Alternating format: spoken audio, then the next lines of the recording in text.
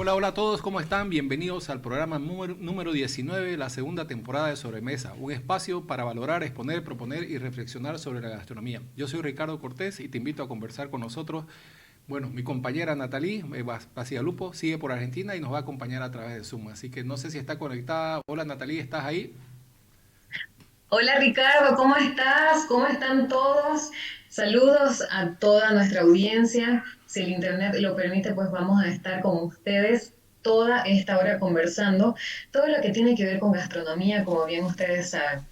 Pueden seguirnos a través de Facebook, Instagram y TikTok y también puedes escucharnos por radioiyambae.com. Y por supuesto seguir la transmisión en Radio Oriental 96.1 en el dial. Ricardo, ¿cómo estás? Todo bien, Nathalie, ¿cómo anda todo? Pues, ¿te fuiste y dejaste el frío? Acá está helado, estamos con 8 grados centígrados. Acabamos de llegar a casa, estaba helada también, así que estamos aclimatando. Pero te veo súper abrigado, Santa Cruz, ¿cómo está? Bueno, estaba haciendo frío, pero ahora está haciendo más frío porque llegó el típico surichilchi, ¿no? Frío con llovizna, así que estamos con un poco de más frío que en la mañana. Qué raro en Santa Cruz. ¿Qué dicen los invitados? Esto no es tan usual. Bueno, ahí cuando los presentemos van a saber, pero en realidad yo les había dicho que era una ciudad tropical. Y bueno, este, Era tropical hasta estos días. sí, pero Pero bueno, la verdad es que estamos muy contentos de seguir con un contenido tan profundo en lo que es gastronomía y el placer de tener invitados tan expertos ya en un nivel académico elevado a los que vamos a aprovechar. Así que invitamos nuevamente a la gente que nos siguen por las redes sociales, en Facebook, pueden mandar sus preguntas y el tema hoy nuevamente es el patrimonio alimentario cultural.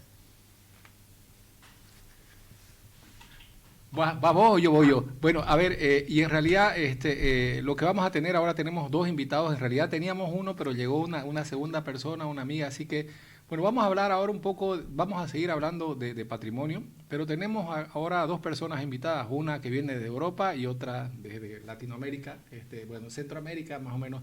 Este, tenemos bueno, vamos a presentar primero las damas, a Josefa Rosa, pero más conocida de cariño Fifita. Fifita Bichilli es chef panameña, ya con más de 30 años de experiencia en el ámbito gastronómico. Y aparte de ser chef, es docente, es académica, pero es también administradora de empresas y mercadeo, máster en sommelier. Y también hace 15 años que es directora de Turismo y Gastronomía y Hotelería en la Universidad Católica Santa María la Antigua de Panamá. Así que es un gusto para nosotros tenerte aquí, Fifita. Un gusto tenerte en Sobremesa. Bueno, muchas gracias, Nati, que estás lejos, que bueno, te mando un abrazo y de verdad que me vendieron publicidad engañosa. Me dijeron, no traigas mucha ropa porque está haciendo calor. Es casi parecido a Panamá.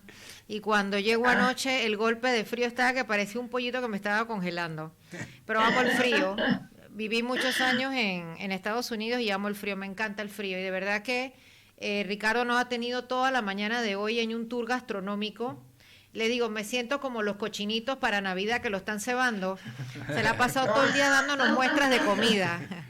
Y de verdad que ha sido muy chévere, ¿no? Muy chévere porque de verdad que la gastronomía de ustedes es bien interesante. De verdad muy contenta de estar aquí y bueno. Gracias.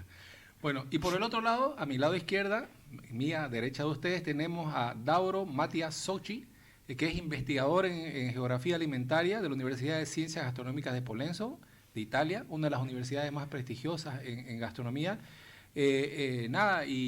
Bueno, hace un tiempo me contactó, él está haciendo un trabajo de investigación, aparte de haber estudiado gastronomía, no muy pocas personas en el mundo optan por hacer un doctorado en gastronomía, así que es un gusto tener dos personas académicamente de un grado elevado en gastronomía y nada, además hablamos de eso, yo le decía a Dauro, tiene mucha investigación y es joven, digamos, ¿no? Es de tu edad casi, Natalie. Entonces, la verdad que es un gusto tenerlos aquí. Y nada, bienvenidos y bienvenido, Dauro. Muchas gracias, es un gusto para mí. Gracias Ricardo, gracias Natalie. Bueno, de hecho el tema del frío es algo que estoy disfrutando porque Ahora en Italia hay entre los 40 y 45 de grados y justo estoy disfrutando de estos últimos días de frío y con eso estoy disfrutando de la gastronomía y del patrimonio cultural de Santa Cruz y más en general de Bolivia. De verdad encantado, es un placer para mí estar aquí. Bueno, muchas gracias a los dos. Y bueno, a ver, vamos a comenzar con los dos. En realidad los dos, yo en realidad, bueno, Fifita llegó ayer en la noche, Dauro llegó hace unos días, él ha estado ya casi un mes en Bolivia. Pero, por ejemplo, los dos, de alguna u otra manera, estamos vinculados, los tres, ahorita en la parte académica y gastronómica, pero, por ejemplo, los dos son viajeros, ¿no? Que han estado en muchos lados recogiendo sabores, historia, tradiciones, y son personas que van a explorar territorios, ¿no? Y siempre buscan culturas nuevas, patrimonios. Entonces, a ver, a los dos les pregunto, porque muchas veces yo lo que hablamos, ¿no? Muchas veces uno se centra en la cocina, pero como cocina, como el acto de cocinar, pero interesarse por los patrimonios, muchas veces decía, ¿no? ¿Qué hace por ahí un italiano queriendo investigar en gastronomía boliviana? ¿O por qué te llama la atención la cultura? Entonces, no sé, desde tu perspectiva, y después Dauro.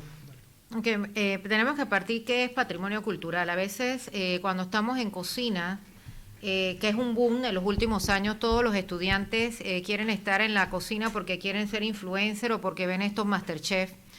Y es lo que yo les pregunto, o sea, es bueno hacer fusión, pero para tú saber quién tú eres, tú tienes que saber tus raíces.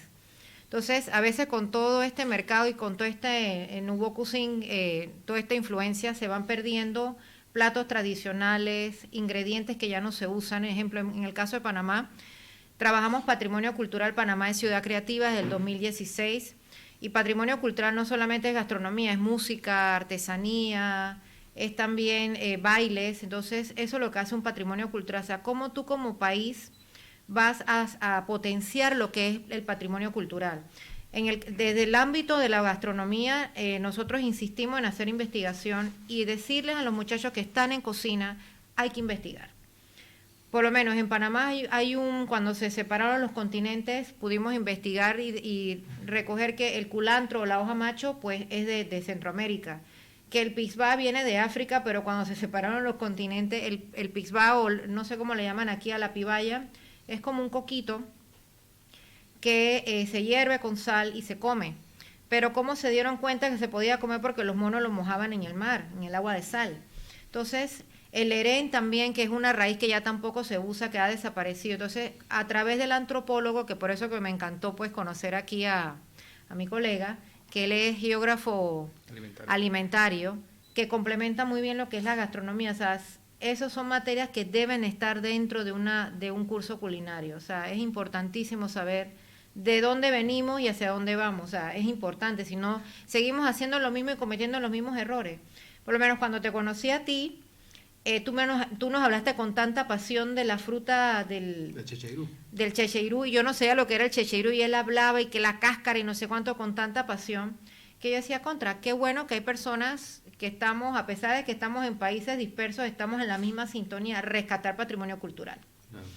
¿Y en tu caso, Dauro? Bueno, en mi caso se lo voy a contar a través de mi historia de vida, porque es bien representativa de cómo un cocinero se puede acercar a temas de patrimonios alimentarios. Yo de hecho empecé a acercarme a la gastronomía a través de la cocina. Empecé a trabajar en cocinas de alta cocina, cocinas tradicionales, empezando por el País Vasco y viajando en el Reino Unido y también en Latinoamérica. Y justo, o sea, una de mis primeras experiencias en el restaurante fue en el País Vasco, y ahí empecé a entender lo que significa valorar y rescatar el patrimonio alimentario en términos de insumos de recetas. O sea, veía como los cocineros, veía como las personas, o sea, estaban interesadas, tenían cariño y orgullo para lo del territorio, los alimentos de territorios. Y ahí empecé a pensar un poco que trabajar en la cocina sí me gustaba, pero me faltaba entender lo que rodeaba la cocina en términos de productos, en términos de actores, en términos de saberes y conocimientos. Y por eso volví a estudiar y me crucé por primera vez con la universidad donde trabajo ahora, que es la Universidad de Ciencias Gastronómicas, y ahí empecé a entender lo que significa patrimonios alimentarios y lo que significa patrimonios alimentarios en términos de recursos para un territorio, no solo para el presente, sino para el futuro.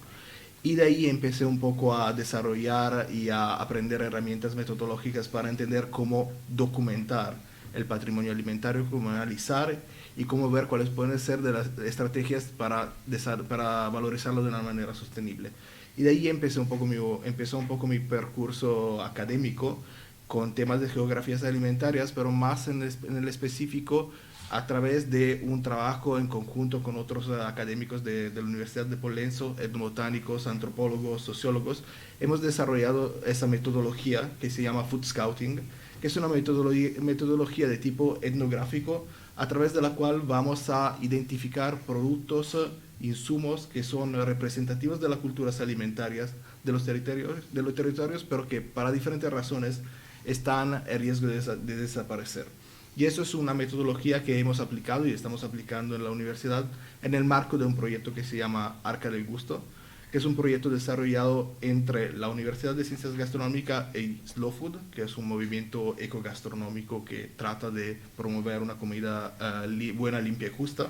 Y de hecho, a través de esa herramienta hemos desarrollado proyectos para investigar territorios y paisajes gastronómicos en diferentes países.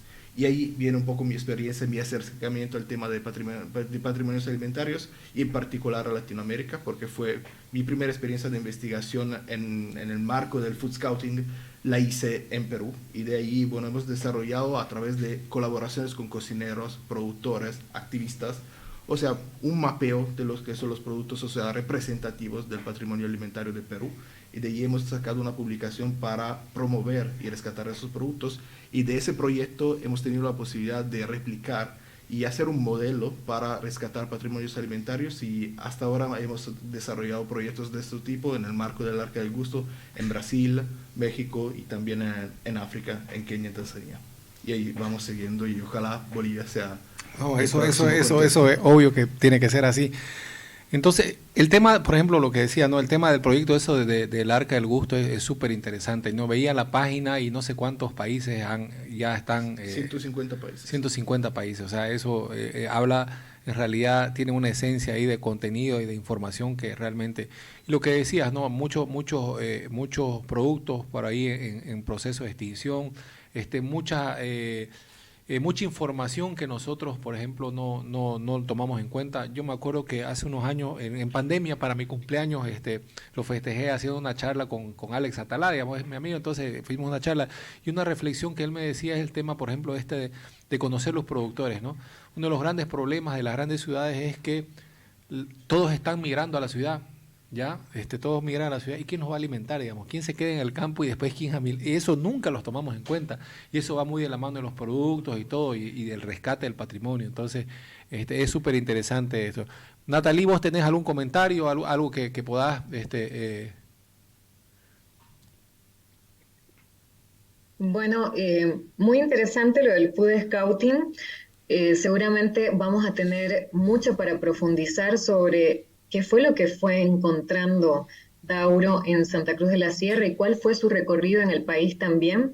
Y lo mismo con Josefa Rosa, vamos a tener más profundidad acerca de los temas planteados, la definición de patrimonio ya está, pero bueno, ¿qué vamos encontrando y cuáles son nuestras diferencias culturales con las propias de ellos?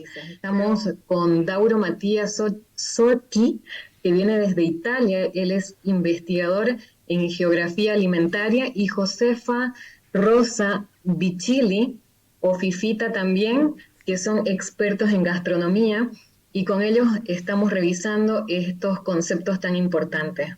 Ya venía explicándonos Dauro que está, me parece, en los últimos días de este proceso de investigación del Scouting por Bolivia, así que si podrías comentarnos cuál fue tu ruta y qué fuiste encontrando en esta investigación, Dauro. Vale, perfecto. Bueno, antes que nada, explicarle un poco cómo llegué a Bolivia, por qué decidí, o sea, llevar adelante mi investigación aquí. Justo como le comentaba, o sea, tuve la oportunidad de empezar mi investigación y mi percurso académico con una investigación en Perú, y siempre he tenido un cariño, mucho cariño por Latinoamérica. Siempre me ha gustado mucho la gastronomía de América Latina y cómo los patrimonios alimentarios en ese contexto, o sea, son el resultado de relaciones, interacciones entre diferentes culturas, personas. y eso siempre me ha gustado. Y bueno, por temas laborales, por temas de investigación, tuve que dejar un poco Latinoamérica desde alrededor de 2018 hasta ahora, cuando bueno, tuve un periodo de trabajo donde me mudé de Latinoamérica a África, siguiendo siempre temas relacionados con el patrimonio alimentario. Y justo a diciembre de 2022, bueno, volví a pensar en empezar otra investigación en Sudamérica. Al principio estaba pensando en volver a Perú, y luego empecé un poco a mirar lo que estaba pasando en Latinoamérica, y justo me llamó la atención todo el tema que se estaba levantando aquí en Bolivia por lo que concierne a la gastronomía, con la subida de muchos restaurantes, tanto en La Paz como en otros contextos, y restaurantes, cocineros y cocineras que están comprometidos con el tema del rescate de los patrimonios alimentarios.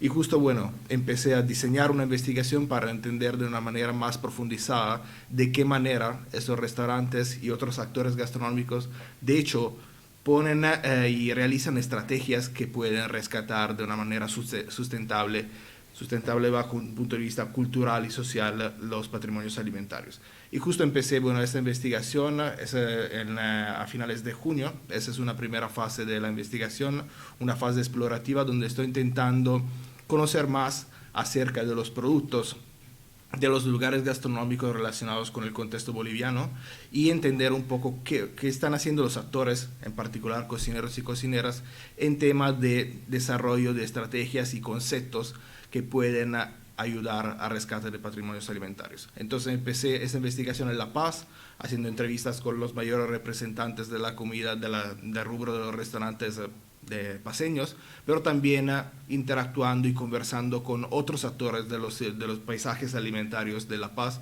como caseras, como productores, porque es importante tener esa visión de diferentes perspectivas y ver un poco cómo los discursos y las acciones relacionadas con el rescate de patrimonios alimentarios se articulan de manera diferente en base al contexto.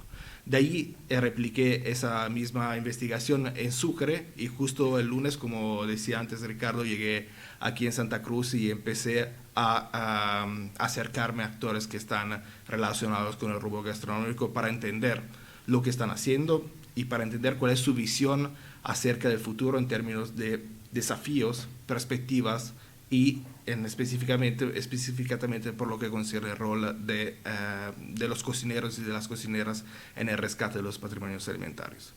Patrimonios alimentarios que aquí en Santa Cruz son bien ricos y diversificados, y eso se puede ver, o sea, en todos los restaurantes tradicionales que siguen habiendo, pero sobre todo en los mercados. Y el tema de los mercados es algo que es importante en el marco de mis investigaciones, porque es el punto de entrada para entender cuáles son las dinámicas que caracterizan un determinado paisaje gastronómico o paisaje alimentario. Y aquí en Santa Cruz he podido ver una diversidad, una riqueza de los mercados que es fundamental, porque eso es un recurso y una parte fundamental del patrimonio alimentario, porque es algo vivo que se continúa a rescatar y proteger en el día a día, y es algo que es dinámico y a la vez está muy relacionado con lo que es la vida de los ciudadanos, con lo que es la vida de los productores y de los vendedores. Entonces diría en general, o sea, Santa Cruz me está impresionando mucho en términos de diversidad y riqueza de patrimonios gastronómicos.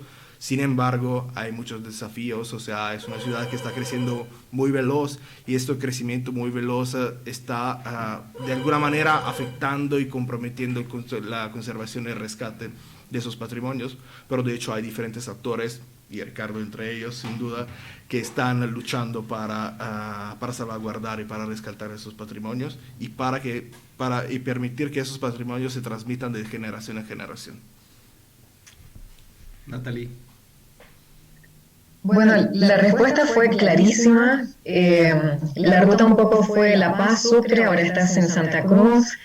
Dijiste que las cosas que encontraste en Santa Cruz son muy ricas. Contanos, por favor, qué probaste de nuestra gastronomía, qué platos te han acercado de nuestra cultura.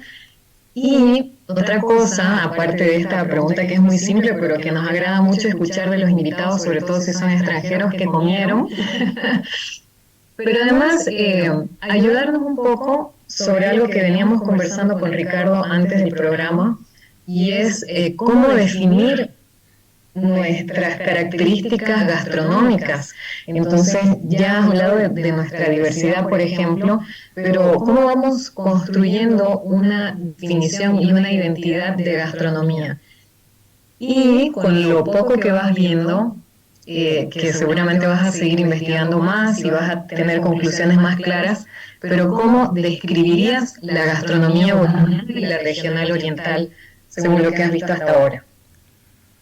Bueno, preguntas bastante complejas. O sea, por lo que concierne a platos tradicionales, bueno, hasta ahora llevo 2 días aquí, he probado algunos platos y los que más me sorprendieron, bueno, el majao es interesante, es un plato quizás un poco más masivo, el keperi me ha gustado mucho y en general, o sea, lo que me gusta mucho en la gastronomía cruceña es el utilizo de la yuca. O sea, el utilizo de la yuca es sin duda alguna un elemento caracterizante de la gastronomía diaria aquí en Santa Cruz y es de hecho un elemento muy, muy interesante.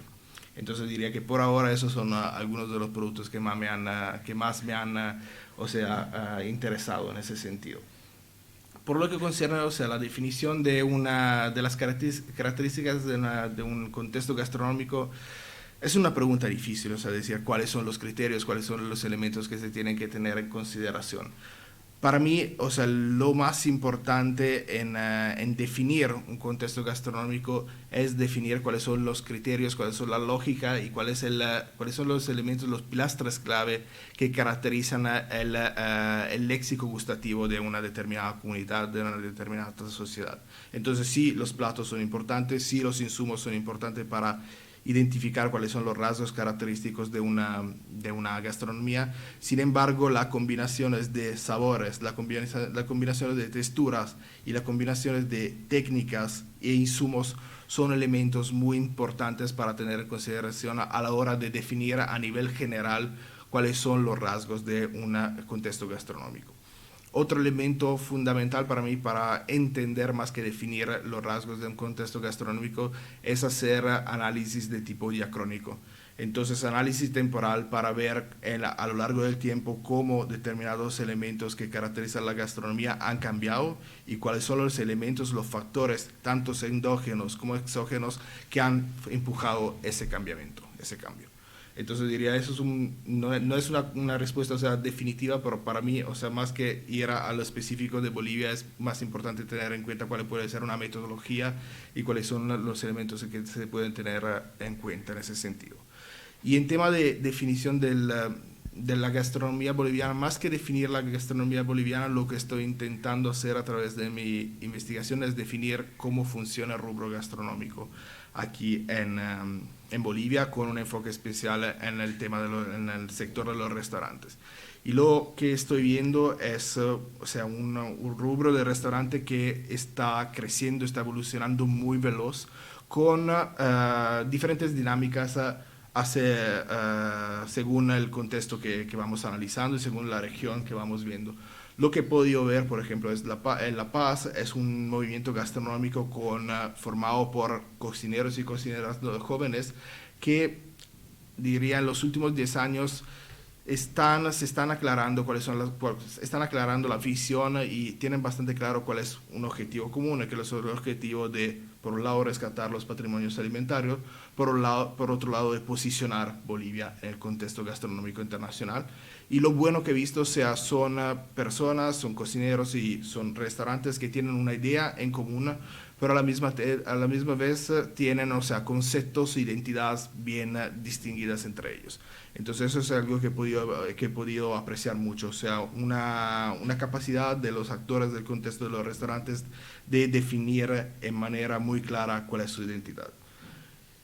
Sin embargo, o sea, se ha hecho muchísimo trabajo, o sea, los últimos 10 años de verdad la restauración en Bolivia se ha posicionado a nivel internacional. Hay todavía muchísimos desafíos que conciernen tanto el tema de inclusión y democratización de la gastronomía, sobre todo si vemos a la alta gastronomía, sin duda alguna, o sea, un rol importante de estos restaurantes en posicionar la gastronomía. Por otro lado, no todo el público boliviano tiene acceso a esos restaurantes y sobre todo no todo el público boliviano está ahora consciente de lo que está pasando. Y entonces no es una crítica, pero una sugerencia muy importante por lo que concierne a La Paz, pero más en general lo que concierne también el Oriente y Santa Cruz, es evolucionar un poco en el tema del rol que el cocinero tiene que tener en la sociedad. Entonces deberían quizás enfocarse un poco más en el rol político y social. O sea, a través de campañas, a través de actividades, intentar fomentar cambios en los hábitos alimentarios y los sistemas alimentarios que vayan más allá de los restaurantes. Lo que estoy viendo en Santa Cruz y lo que he visto en Santa Cruz es un movimiento gastronómico incipiente que se va poniendo en un contexto socioeconómico muy interesante. Un contexto socioeconómico que está creciendo muy veloz, y ese crecimiento, como estaba diciendo antes, o sea, podría, y de hecho lo está haciendo en algunos casos, llevar a la pérdida de conocimientos tradicionales y patrimonios relacionados con la gastronomía y con la comida. Pero hay actores, tanto jóvenes como un poco más mayores, que a lo largo de los últimos años han empezado a tomar en cuenta ese riesgo y están llevando adelante interesantes iniciativas para rescatar esos patrimonios, pero sin duda otro elemento fundamental es que están intentando actualizar ese patrimonio para que pueda tener un lugar adecuado dentro de lo que es la sociedad moderna y adecuarse por cuanto posible a los ritmos que están caracterizando la sociedad cruceña ahora. Mira, opino que es importante cuando uno está trabajando, yo pienso que la academia siempre tiene que estar involucrada en todo lo que tiene que ver, sobre todo en el área de gastronomía. ¿Por qué tiene que estar la academia? Porque nosotros somos formadores de formadores. Nosotros vamos a capacitar a estudiantes que en algún momento se van a insertar al mercado. Entonces, sí es bueno que tengan las técnicas, porque obviamente todos en cocina aprendemos técnicas, pero ¿cómo yo voy a aplicar eso para rescatar un patrimonio? Entonces, incentivar a la investigación. Hoy en día los diseños curriculares o la tendencia de la educación es que hay que hacer investigación, precisamente por eso, porque se han dado cuenta que si no tenemos investigación, ¿para dónde vamos a ir? Entonces, poder insertar a los muchachos, quizás de 10 estudiantes que uno tenga en un salón, 2 les va a encantar la investigación y van a encontrar la parte bonita y la parte interesante de poder rescatar o dejar algo escrito, porque es que si tú no escribes o no transcribes la investigación, se pierde el conocimiento, que era lo que pasaba con los abuelos o los tatarabuelos. Es que mi abuelita hacía tal cosa y lo escribiste, ay no, es que se perdió la receta. Es que mi abuelo usaba tal cosa y lo escribieron, no, es que nadie quiso compartir la receta. Entonces sí es importante transcribir y comunicar. Hay que hablar, hay que decir las cosas, todas estas cosas que están pasando, y verdad que gracias Ricardo y Nati por darnos el espacio para poder llegar a más personas, y sobre todo ojalá que la gente joven nos escuche, que se motiven a investigar y que estén orgullosos de sus tradiciones. A veces, yo cuando estuve aquí la primera vez en marzo en Bolivia, en La Paz, yo veía el traje de las cholitas y yo mataba y yo veía los vestidos, porque hasta el traje típico representa una historia que tiene que ver también con la gastronomía. Entonces, Nati hizo una pregunta interesante: ¿cómo tú puedes describir la gastronomía de La Paz y la gastronomía de Santa Cruz? No conozco la otra parte. Yo puedo decir que la gastronomía de La Paz es como la gente, un poco fría, un poco seca, un poco como distante. En cambio, la gastronomía de Santa Cruz es como colorida, tiene sabores más jugosa, ¿sabes? Tú los ves en los platos. Así mismo como son los platos, así mismo es la gente. Entonces, yo lo veo desde la parte emotiva, ¿no? Donde, no, yo creo que concuerdas conmigo, ¿verdad? Cómo uno, a través de una comida, uno identifica a la gente. La gente de Santa Cruz es muy calurosa, muy campechana y muy abierta. Entonces, yo podría decir eso como aporte a lo que ha dicho. Como dicen, somos lo que comemos, ¿no? Exactamente, somos el reflejo de lo que comemos. Y una de las cosas interesantes que decía Dauro en el corte es lo que hablaba, ¿no? El tema de la posición de los cocineros. Sí. Y yo lo hablaba y le decía, es verdad, los cocineros, en el tema tenemos que tener una posición, digamos, ¿no? El tema de no ser tibios, en el sentido, él muy bien lo decía, hacer política. Y muchas veces, entendemos que en los países de Latinoamérica, sí, hacer política significa meterse al mundo de la politiquería, y no es eso, sino tener una política o un norte como cocineros. Por ejemplo, hablábamos del tema de los transgénicos, ¿no? O sea, yo decía, pues los cocineros tenemos que tener una posición, no podemos ser nosotros, trabajamos con eso, entonces debemos tener una política e inmiscuirnos en esas políticas y ser partícipes, ¿no? Porque muchas veces los gobiernos de turno como decir, no deciden muchas cosas, pero la academia nunca está, los cocineros no están, los productores no están. Entonces es muy importante y eso va muy de la mano con que muchas veces confundimos y nosotros no sabemos entender lo que es la seguridad alimentaria, ¿no? Muchas veces hablamos del tema de seguridad alimentaria, pero lo decimos, pero el concepto no lo entendemos, digamos, ¿no? O sea, el tema, por ejemplo, de conservar la cultura, de preservar el patrimonio, estamos trabajando en la seguridad alimentaria, digamos, ¿no? Entonces, esos conceptos a veces por ahí son muy abstractos para las personas, pero es bueno que lo entiendan, ¿no? O sea, no sé, digamos, ahí ustedes dos, por ejemplo, ¿qué entienden? Y para que la gente que nos escucha, que por ahí no está muy inmiscuida por seguridad alimentaria, y cuán importante es para una nación eso, ¿no?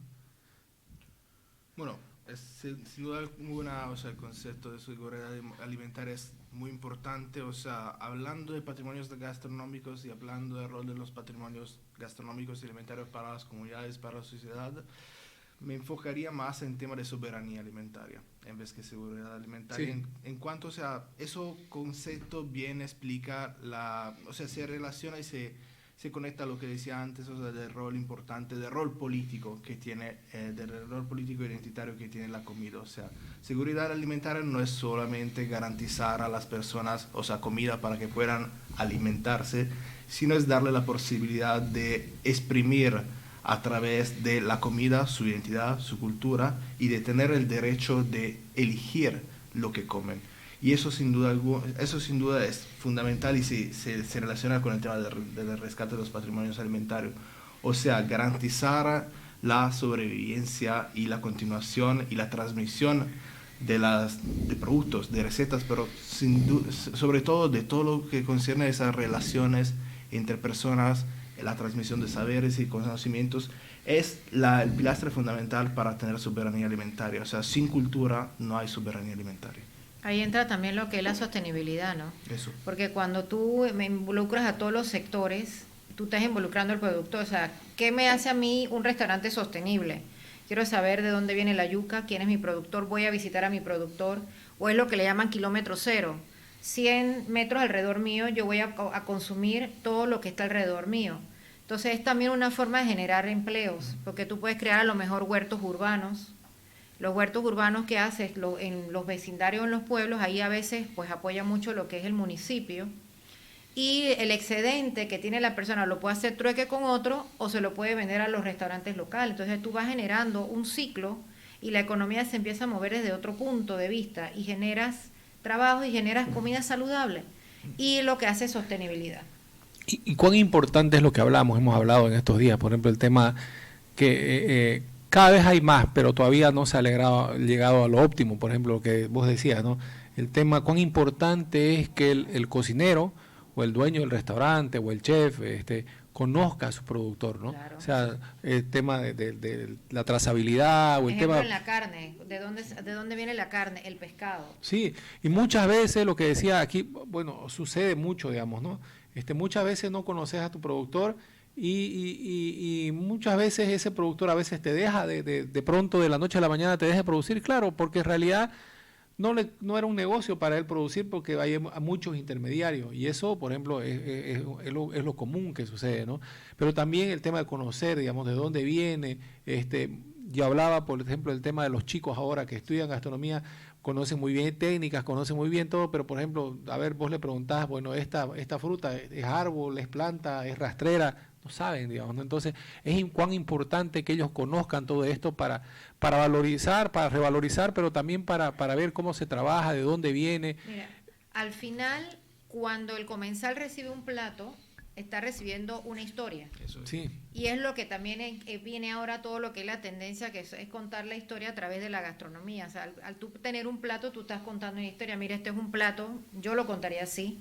Mira, un ejemplo, langostino en una salsa de ajo. Mira, langostino, este era el plato favorito de mi abuela lo preparaba así. Fíjate que entonces tú le cuentas al comensal, y el comensal eso es lo que quiere, tener experiencia, y eso es lo que hacemos nosotros los cocineros.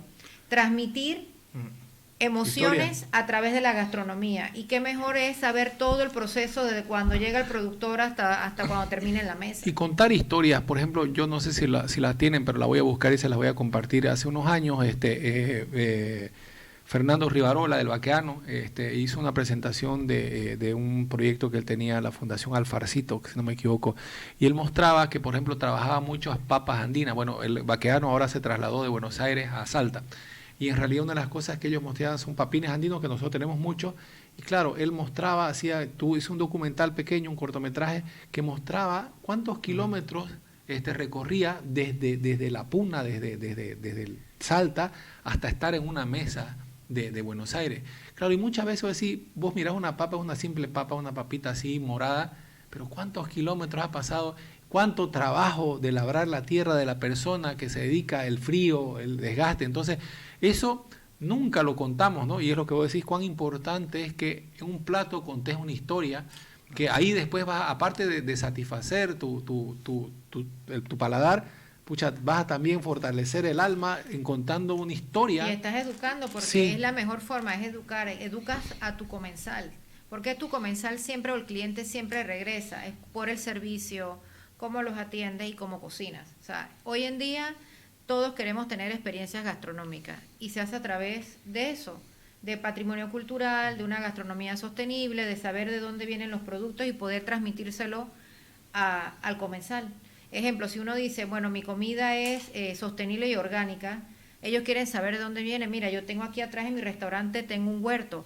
Ay, ¿cómo va a ser posible eso? Yo sí, mira, el té que te tomas es de aquí, la soja que yo uso es aquí. Entonces, eso, tú le ves el entusiasmo al cliente, porque hoy en día es la tendencia, o sea, vamos hacia allá, tener más cosas orgánicas y más cosas sostenibles. Viendo varias cosas, ¿no? El tema de patrimonio alimentario, el tema de políticas es tan diverso y tan grande. Muchas veces, siempre le decía cuando Nathalie llegó al programa, muchas veces nos centramos en la cocina como el simple acto de comer y satisfacer una necesidad biológica, pero es mucho más allá de eso, ¿no? Cultura, patrimonio, responsabilidad social, el tema de sostenibilidad, o sea, es muy amplio, ¿no? Entonces, eso es muy interesante. Nathalie, ¿tenés alguna? ¿No está? ¿Se fue?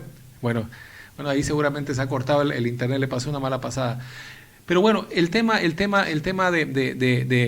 cómo nace el tema del Arca del Gusto, eso es un proyecto, es súper interesante, pero ¿cómo nace? Vale, bueno, es una bonita historia, o sea, nace hace mucho tiempo, o sea, nace de una idea desarrollada por el movimiento Slow Food y más en particular por su presidente, Carlo Petrini, porque, bueno, justo unas palabras sobre Slow Food para entender un poco más cómo se llegó al Arca del Gusto. O sea, Slow Food es ese movimiento gastronómico que nace en Italia en 1989 con la idea de rescatar la comida y las tradiciones alimentarias relacionadas con la comida.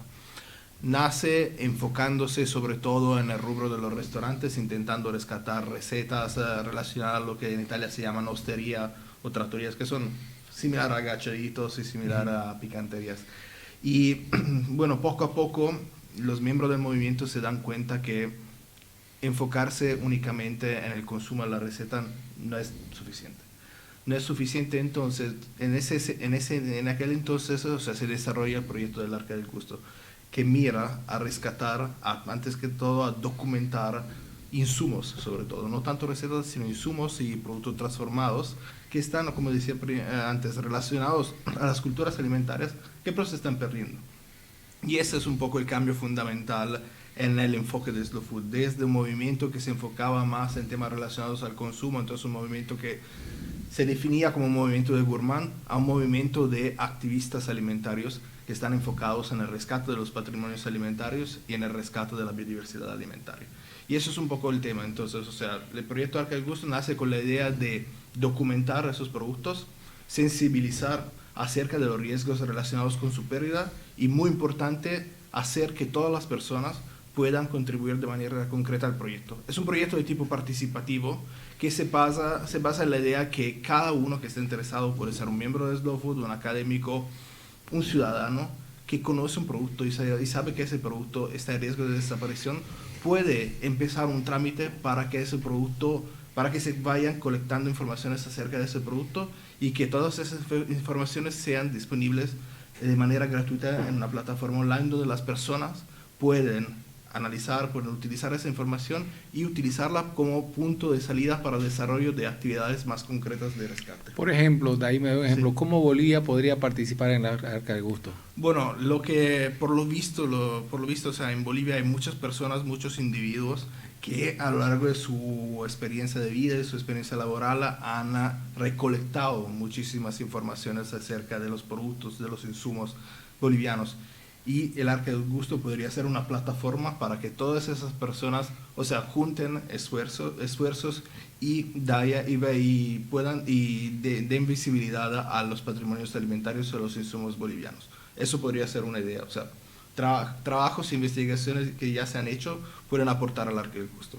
Segundo elemento, las nuevas generaciones, o sea, los estudiantes de gastronomía. O sea, nosotros como universidad y como Slow Food hemos desarrollado esa metodología que cada uno puede utilizar. Es una metodología que vamos a transferir a través de seminarios, a través de workshop a los estudiantes, y los estudiantes estarán capacitados para mirar hacia sus pueblos, hacia sus historias de vidas, hacia sus familias, para identificar insumos que se producían, que se utilizaban a nivel de familia, pero se están perdiendo.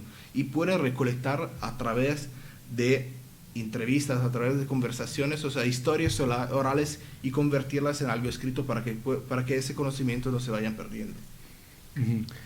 Y ese es de la parte. Pero vos me comentabas que también, Fifita, que en Panamá no tienen el Arca del Gusto, o sea, bueno, pero tienen algunos proyectos muy similares. Hablaba de la ciudad creativa, algo, bueno, igual, ustedes pueden ser parte del Arca del Gusto, sí, también, digamos, ¿no?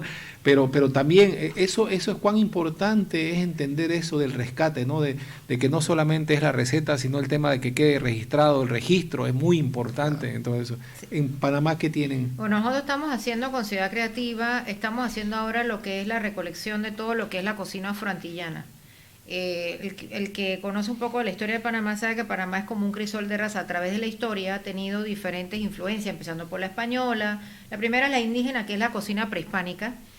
Con eso se hizo una investigación, y como tal no lo pudimos hacer en Panamá precisamente, sino lo tuvimos que hacer a nivel de América, porque no había registro, precisamente por eso, porque los indígenas que teníamos nosotros en Panamá no escribían, o sea, no registraban las cosas, no como los mayas, no como los aztecas, que hay registros.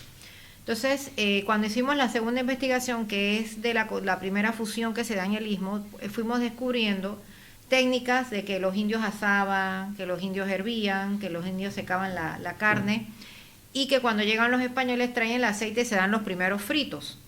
De ahí vemos el hojaldre o la torta frita, que le llaman en otros países, que es una copia de un churro. Y fuimos viendo e investigando cómo se fueron uniendo los países. Entonces, después de España, pues tenemos lo que es la cocina afroantillana. Con la cocina afroantillana descubrimos que en la parte del Caribe, que es la costa, ahí se posesiona y hay un consumo alto de mariscos y pescado, cosa que en el resto del país es muy poco porque consumen pollo. Cuando seguimos investigando nos damos cuenta que los que llegan al Istmo son españoles que eran de montaña y no de costa. Entonces ahí vemos por qué es el consumo del pollo.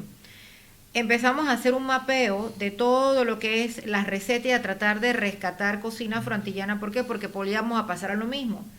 El bon, que es un pan que se hace para Semana Santa, que lo hacen, es un pan con canela y lleva 5 especies, jengibre, es de la cocina afro, pero nadie tenía la receta. Hacer las frituras de bacalao, las croquetas de bacalao, ¿por qué se hacen así en la costa? Y nos dimos cuenta que en Colón, que es una provincia, son afroantillanos muy diferentes a los que están en Boca del Toro. A pesar de que son poblaciones de raza afroantillanas o afrodescendientes, tienen los mismos insumos pero cocinan diferente. Entonces, ese mapeo es lo que estamos haciendo ahora, y hemos tenido que hacer encuestas, hemos tenido que ir a campo, hemos tenido que ir a tocar puertas, hablar con las personas mayores, que ya no quedan muchas, que son las que nos pueden transmitir eso, y escribir y redactar para poder tener esa información y rescatar una cocina que influye mucho en lo que es la cultura panameña. Y así sucesivamente. Después tenemos la China, que esa es la tercera investigación que estamos haciendo ahora, de cómo Los chinos cuando llegan a Panamá en el 1827 influyen en lo que es la cocina. Igual empezamos a hacer que ahora hay dos barrios, está el barrio chino viejo y el barrio chino nuevo, entonces vemos que hay una influencia vieja y nueva y cómo eso ya está influenciando lo que es la gastronomía. Entonces es lo que decía él, o sea, si no registramos y no transmitimos se pierde. Ok, ya tenemos la investigación, ¿qué vamos a hacer con la investigación? Bueno, vamos a transcribirla. Después que la tenemos ya escrita, vamos a divulgarla, porque si no la divulga, se pierde. Es una de las cosas que hablamos Hay que compartir, ¿sabes? ¿sabes? Nada sirve investigar para cumplir, digamos, un tema académico si no lo compartís. Tienes que es lo mismo que publicarlo. nada. Cuando hagan los foros, cuando hagan pedir espacios, periódico, entrevista, bueno, tú que estás en la ventaja que tienes radio, hay que comunicar, si no comunicas se pierde. Y es lo que ha pasado a veces con muchas de las cosas, que después de que, ay, mira, hicieron un tal libro y nadie lo comunicó y nadie lo pudo transmitir. Entonces hay que transmitir el conocimiento se comparte. Cuando estás en academia, tu obligación como docente es compartir el conocimiento. Sí, bueno, la verdad que es muy amplio el tema de la gastronomía. Entonces, ese es un tema que nosotros venimos viendo y venimos un poco también tratando de eso, ¿no? De que no sea solamente un mero hecho de alimentación, sino un poco debatir, pero también repensar, reflexionar sobre la gastronomía, porque muchas veces no la reflexionamos. El tema de compartir es muy importante. Yo hablábamos eso con Dauro, nada sirve tener un centro de investigación si no lo compartís, si solamente queda para vos. Entonces eso es muy importante. Bueno, en el tema de alimentación mucha gente dice, no, cuando la alimentación se hace patrimonio, digamos, ¿no? Pero en realidad siempre está ahí y nada, pues desde que está creo que ya vuelve a ser patrimonio porque es parte de la historia de nosotros, ¿no? O sea, cambia. Y una de las cosas, y eso ahí les dejo antes de ir, pues estamos por poquito de tiempo por terminar, pero hablaba ayer con Dauro y te consulto a vos también, y pues le responde los dos así en breve. Es cuán importante es el tema de que el patrimonio alimentario y las tradiciones no sean estáticos, porque mucha gente que no, eso no puede cambiar, tiene que ser así, pero el problema es que si no cambia, eso después se va diluyendo y se va muriendo, digamos, ¿no? Entonces, creo que, no sé si opinás lo mismo, pero que hay que respetar las tradiciones. Hablábamos, por ejemplo, el majadito tiene que tener achiote, urucú y otras cosas, pero si lo haces con carne de esto, carne del otro, pues mucha gente es muy cuadrada de decir, no se puede hacer. Pero a veces eso da lugar a que se pierda, ¿no? Entonces... Bueno, ahí discrepo contigo porque cuando es patrimonio cultural no se puede tocar. Tú puedes tener fusiones y derivados y hacer una transformación manteniendo los sabores. Pero cuando algo es patrimonio, es patrimonio. Pero, por ejemplo, una receta, por ejemplo, digamos, ¿no? Que vos no tenés a la mano, por ejemplo, y eso decíamos, identificar como cocineros cuál es el ingrediente que tiene que tener un majado, por ejemplo, pero no podés optar por tener un charque, entonces la haces de queperí, digamos, ¿no? Entonces, bueno, son visiones, digamos, ¿no? Pero obviamente también debe haber un parte de no una falta de respeto al producto, sino un poco de la evolución en la evolución que hay, no cambiarlo, pero tratar de adaptarse un poco tú puedes estilizar. Lo que pasa es que cuando a ti te ponen como Ciudad Creativa Patrimonio Cultural, las recetas tienen que ser inéditas, o sea, no se puede. Tú puedes tener fusiones y variaciones. Tú puedes estilizar una receta. Ejemplo, vamos a hacer, no sé, el arroz con queso que probamos hoy. Sí. Tú puedes hacer un plato desconstruido, o sea, la persona que lo va a comer es otra versión, pero tú no te puedes salir de lo que es la base. Ya. Entonces, cuando es patrimonio, te lo digo porque nosotros en UNESCO, cuando hablan de patrimonio cultural, tú tienes que mantener lo que es como patrimonio cultural. Ya de ahí se salen variaciones o fusiones, es una interpretación que hace el chef.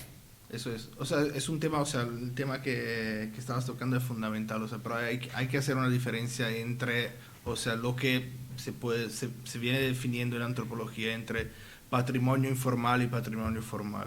O sea, el caso del UNESCO es un ejemplo de patrimonio formal. Significa que un elemento que forma parte del contexto, en este caso gastronómico, se formaliza a través de un proceso de patrimonialización.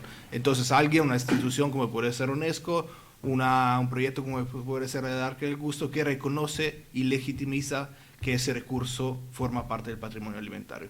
Y en ese caso es necesario definir con fines y definir elementos para que ese elemento se pueda salvaguardar. Sin embargo, o sea, la patrimonialización siempre tiene, o sea, una otra cara que es, o sea, definiendo algo en el tiempo, en el espacio, o sea, eso es una representación del patrimonio viviente que es algo dinámico. Entonces siempre hay ese choque entre salvaguardar, intentando, o sea, definir y hacer estático el patrimonio y salvaguardarlo de una manera más dinámica. Ese es un debate que sigue desde décadas. Bueno, en estos programas siempre el tiempo es nuestro peor enemigo. Vamos a ir terminando. Sí, bueno, en realidad lo que yo más o menos era, el tema es que una de las cosas que decimos para terminar breve es que normalmente con lo que decía Ferran, ¿no? Sin tradición no hay vanguardia. Entonces tenemos que conocer nuestras tradiciones y obviamente por ahí un poco aventurarnos a improvisar un poco, o dañinear ahí. Bueno, gracias por su tiempo, gracias por acompañarnos en Sobremesa. Un gusto, un lujo tener dos invitados internacionales. Creo que es primera vez, así que tenemos entonces... Nada, saludos a la gente que nos escucha. Natalí, todavía ya estás, creo, de vuelta. Despedirnos con las personas que nos acompañan. Bueno, agradecer realmente a todas las personas que nos están escuchando, pero sobre todo a nuestros invitados que nos han ofrecido tanta información. Ahora mismo entré al Arca del Gusto, que es el proyecto en el que trabaja Dauro, nuestro invitado que viene desde Italia para investigar sobre la gastronomía boliviana. Y es una página muy interesante, así que hacemos extensa la invitación a las personas que nos están escuchando para entrar y poder hacer los aportes. He visto que también hay cursos, hay muchísima información para la gente del rubro gastronómico, así que la invitación está dada para este proyecto tan interesante. Y bueno, los brazos abiertos para que vuelvan cuando puedan. Porque ha sido realmente un placer tenerlos. Preguntas quedaron varias acerca de sostenibilidad, el rol del consumidor en esto, cuál es la importancia, pero el tiempo se acaba y se nos va de las manos, pero más que nada agradecer, Ricardo, me pareció súper interesante la conversación que pudiste generar en algunos bloques solo, así que invitar a la gente que no pudo escucharlo el programa al vivo, a que lo busque en el Facebook Radio Oriental FM 96.1 para así retrocederlo, adelantarlo, tomar nota de todo este archivo de información tan interesante con Fifita y Dauro. Muchísimas gracias, un abrazo desde Argentina.